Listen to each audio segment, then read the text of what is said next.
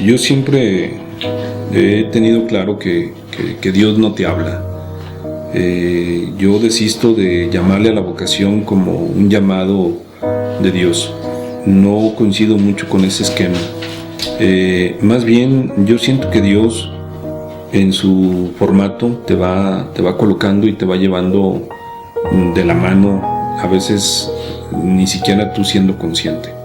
Yo seguía con mi lucha interna porque yo traía mucho coraje con la vida, y ahora llegué con un planteamiento de: si tanto he tenido coraje contigo, resulta que ahora voy a ser de los aliados tuyos. Eso a mí me cuestionaba.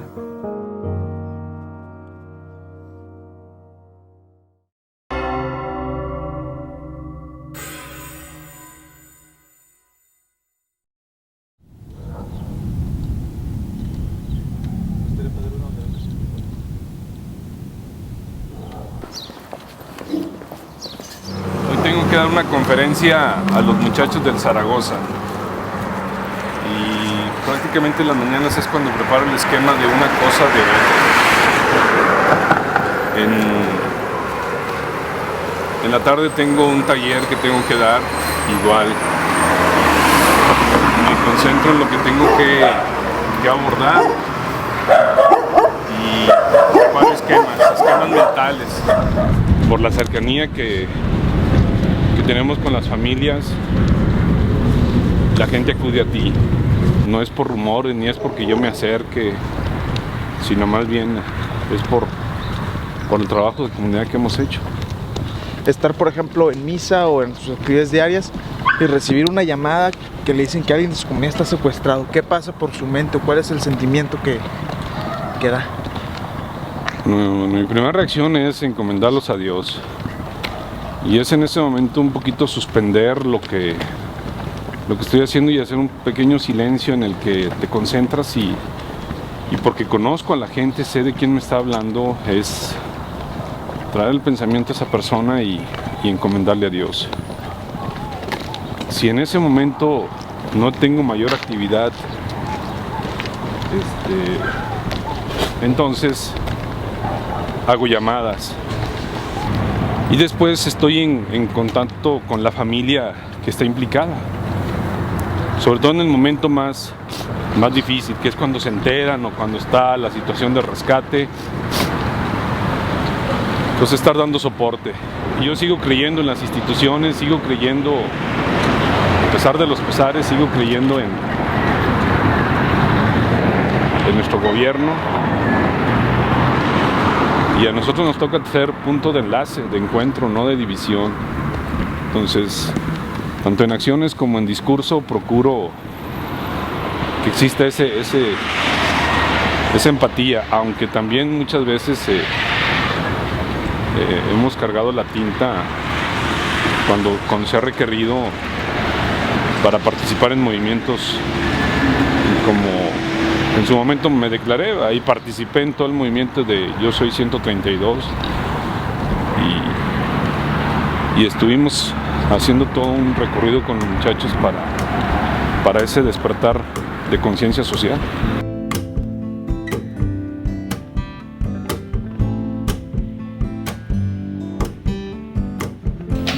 ¿Qué se siente tener un hijo sacerdote? Y en ese momento le estoy diciendo: no, hijito, hay veces que estoy que hasta no sé ni qué, porque me preocupa, porque a veces me quedo bien dormida y no lo escucho cuando llega, y estoy con el pendiente de que no me lo vaya a pasar algo. Eso por una parte. Por la otra es, yo le digo a mi hijo que un sacerdote somos como las viudas, todos los ojos están puestos en él. Así es, somos las viudas. Todos los ojos de todo el mundo están puestos en uno. ¿Qué haces bien y qué haces mal? Pero se inclinan más por lo que hagas mal. Entonces siempre tiene uno que tener pues mucho tacto para caminar en la vida. Y un sacerdote es muy difícil. Yo lo apoyo en lo que yo pueda. Siempre estoy con él, mi familia también. Mis nietos, mis hijos, mis nueras, mis yernos. Si hay necesidad de trabajar, como ahora en Semana Santa, nos trae que no sabes tú. Por eso esta pregunta de que qué se siente ser hija, óyeme, no, la mamá del sacerdote cuando está realmente con el sacerdote es muy difícil. A lo largo del año estamos lanzando estas cajitas en distintos puntos y la idea es hacer que lleguen estos mensajes que son los que a nosotros nos interesa pasar. Nosotros armamos las cajitas, le ponemos su servilleta y luego ya le ponemos su don. Pero aquí lo importante no es la cajita ni la servilleta, sino los mensajes que trae.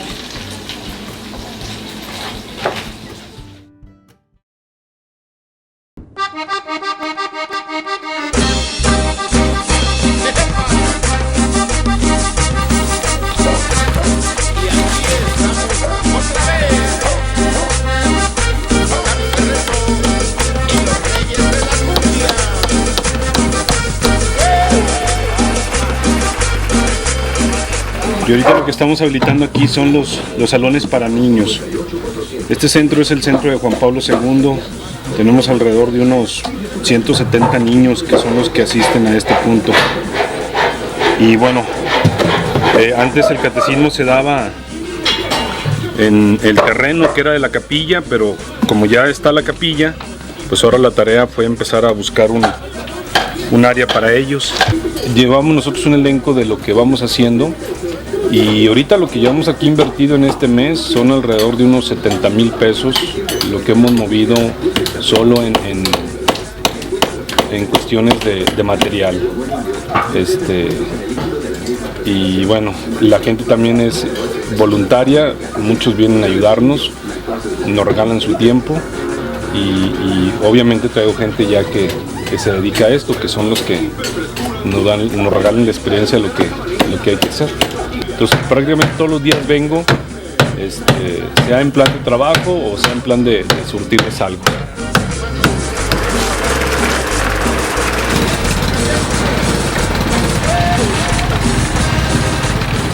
¿Qué tan seguido se da sus vueltas aquí? Es que le hablan de un lado y le hablan de otro y se mueve. Pero es como que era así está. O sea, no tiene un punto exacto porque lo mueven y él como quiera. Aquí anda. Esta es la capilla de la resurrección. Y aquí es donde andamos haciendo todas las protecciones de las ventanas. Ya no nos falta uno, gracias a Dios.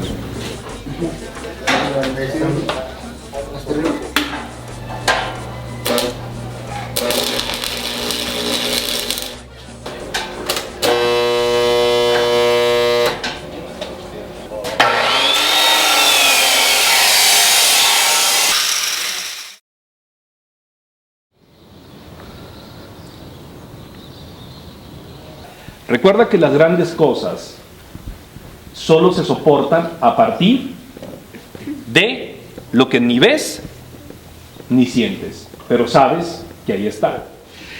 Y en el cual de ahí parte mucho de mi vida, es un accidente que tuvimos toda mi familia. Y en ese accidente prácticamente surge un destello de todo lo que tú puedes creer en ti. Cuando yo tenía 10 años, nosotros íbamos a ir a un viaje al Real de 14 en octubre, y mi papá preparó su camioneta, le hizo un camper de madera, la alistó, y ya íbamos a ir, llegamos por mi abuela, y mi abuela dice, no, nosotros no vamos, iba a ir otro vehículo. Y en ello mi papá dice, nosotros sí vamos, y mi abuela le dice, no vayas, el clima está pésimo, estaba muy nublado, hacía mucho frío. Y mi papá dice, no, nos vamos.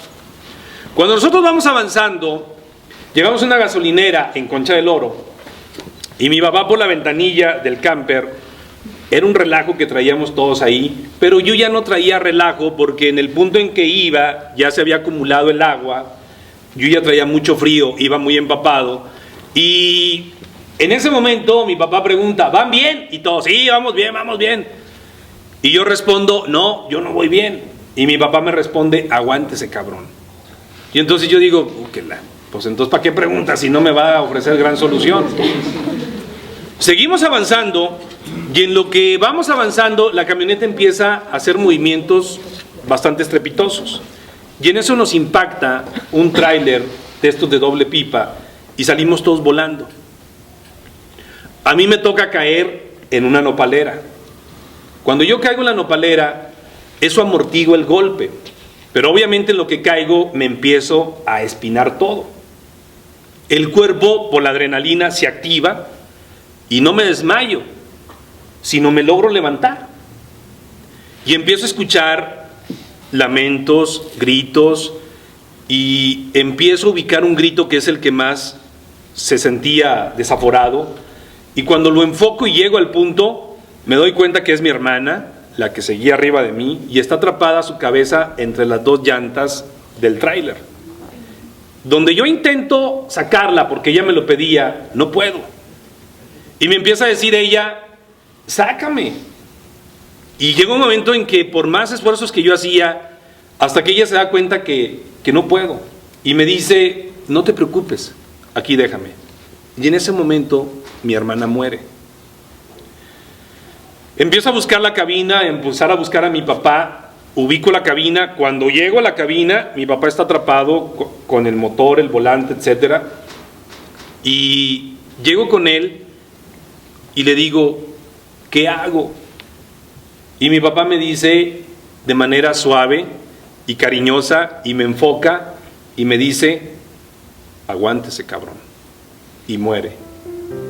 La relación con mi papá fue muy cercana. Todos los sábados, cuando él iba a cobrar, lo hacíamos en un mismo punto, a veces lo tardaban mucho, y mi papá en la esquina había un puesto de revistas que a la fecha creo que sigue existiendo. Nosotros íbamos allá a la Ferretera Nacional, que en aquel tiempo así se llamaba, estaba en la Pérez Treviño, y en ese punto de la esquina me compraba 2 revistas siempre, todos los sábados, una de Superman y una de Spider-Man, que eran mis lecturas. Y cuando él regresaba, le tenía que contar las historias de regreso a mi casa en una camioneta que él tenía. A la fecha, obviamente lo que yo traslado a estas sotanas es parte de un regreso a mi infancia, y sabiendo la fuerza de todo lo que hay detrás de estos personajes. Por lo tanto, tuve que ser selectivo a la hora de plasmarlos y decir, bueno, ¿con quién me voy? Y pues vaya, ya recurrí a quienes han marcado también parte de mi imaginación, pero luego con el otro esquema, al otro capítulo que yo caigo, es con todo el esquema del perdón, que en su momento yo lo busqué mucho a razón de la muerte de mi padre, porque una de las preguntas que yo le hacía a la vida era, ¿por qué me tuve que levantar a ver tantas cosas? ¿Qué sentido tenía el que yo fuera testigo de la muerte de mi hermana, de mi padre?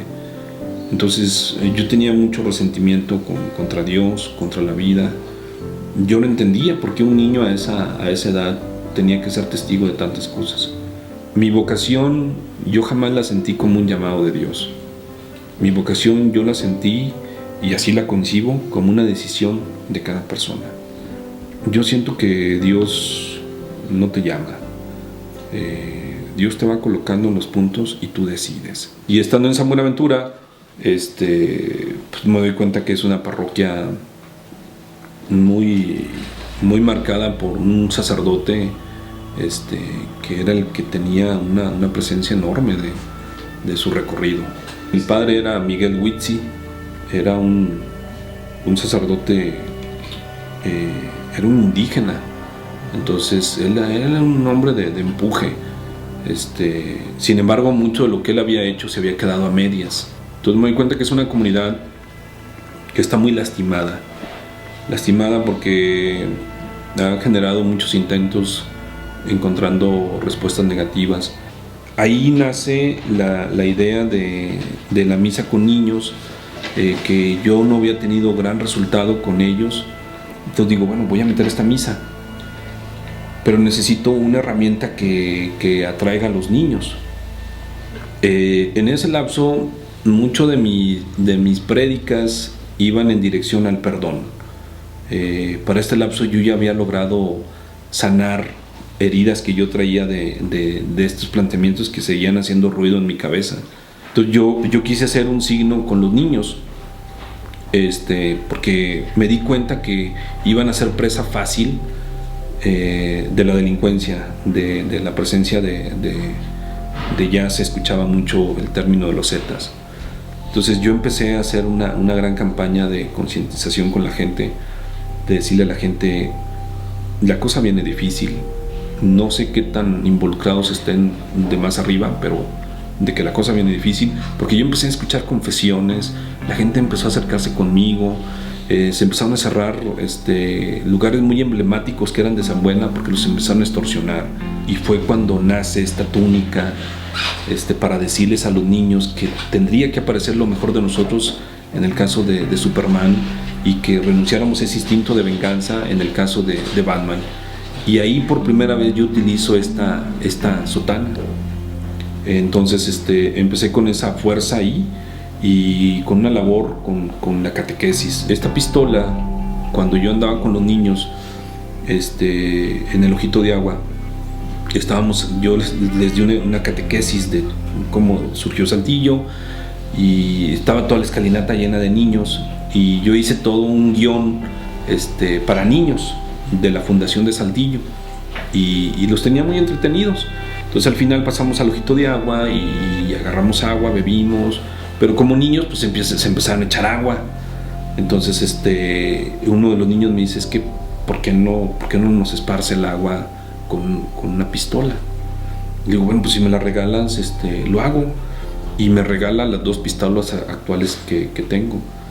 Ya de entrada, cuando la primera vez yo salí con la sotana, la gente se me quedó viendo así como que ¿qué pasa con esto? Y sin embargo, la cercanía, la respuesta de los niños fue la que a toda la gente la quietó.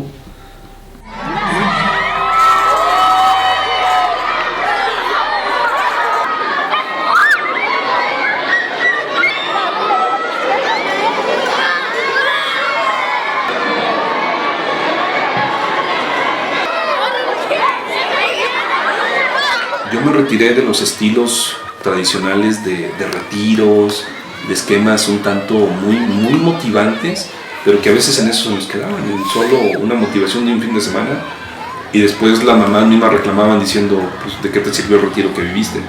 Entonces yo cambié a un esquema más sólido de talleres, de presencia, de respuesta, de hacer que la gente practique lo que estamos viviendo, y los resultados los hemos visto pues mucho más eficaces.